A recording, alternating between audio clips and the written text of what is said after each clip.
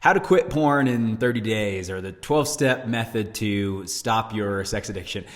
Whatever it is, when you guys see these books or these courses, here's how I know that they are total fraud.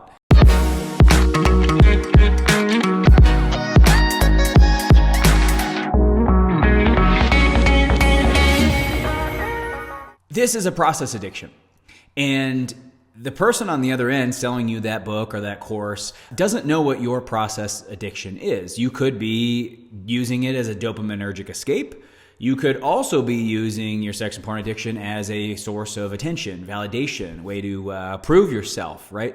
It could be seeking novelty. It could be a maladaptive attachment that you have to deception and control, right? Image management. It could be simply just unmet human needs that your brain is trying to meet these needs via sex or sex appeal, right? There's all these various brain processes that have men, watching porn compulsively or obsessively, or engaging in sexual behaviors that, violate their morals or values, sexual behaviors that they would tell no one about, right? They wouldn't tell their best friend about this, let alone disclose it to their partner.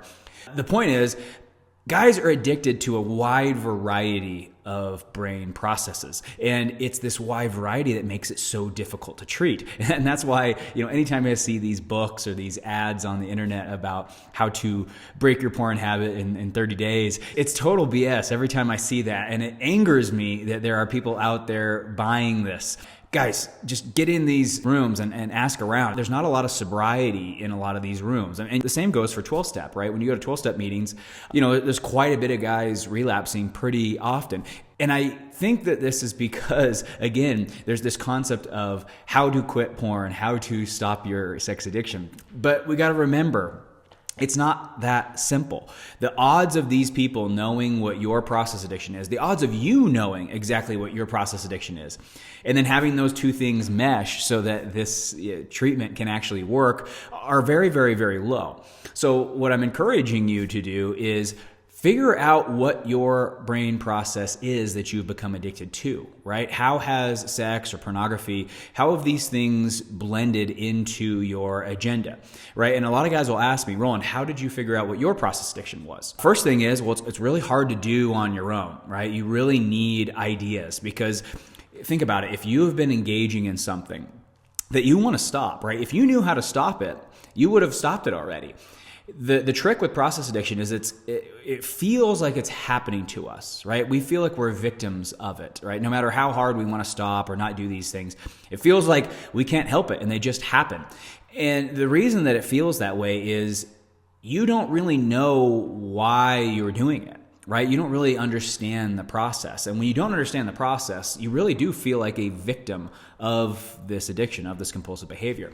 But when you start to understand why you do it, what it is that your brain is after, that's when it starts to lose its allure. It starts to lose its power. All of a sudden you hear the same thought and you go, nah, man, I know what you're trying to do with that. And it's just not a great method. Right? That's how you almost respond back. But I don't feel like you can have this dialogue with your addict brain and your sober brain until you understand what it is that you're actually addicted to. So I'm warning all of you, when you see these books or these ads about how to quit porn fast, whatever it is, if you're not doing any sort of one-on-one interaction with this person, there's not a exploration process where you are actually trying to figure out your unique sex addiction, because every sex addict has a unique sex addiction.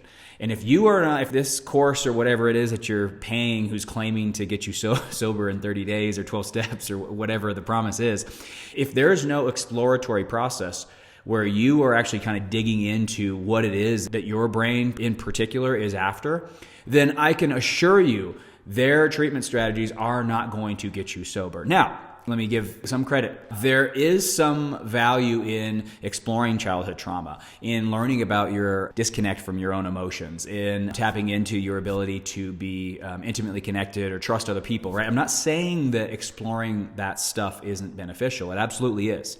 It absolutely is, because there's a lot of those aspects that are going to aid in and contribute to you being compulsive in a sexual way. However, I would not lean entirely on doing that worksheet and have that cure you. Again, your process addiction, your sex addiction is unique to you. If it's really important to you to get it out of your life, you need to be following a very unique method. Right? One of the best ways to discover what your process addiction is to be around a bunch of other guys who are discussing what their process addictions are. Because you'll hear it and you'll be like, you know what? That's interesting. I think I do a little bit of that. And you'll hear another guy say another part about his, and you'll say, oh, that's so interesting. I think I don't do it exactly that way, but I do something very similar, right? So it's being in this environment of everybody kind of exploring their process addictions that gives you ideas about what yours might be. But again, doing this in isolation or reading a book or being one of like 100 guys on a Zoom call, guys, I would be very, very, very cautious if that's your grand plan for sobriety, because the science would actually disagree with that, because process addiction is unique to each person. There is no such thing as a cookie cutter 30-day program that's going to sober you up.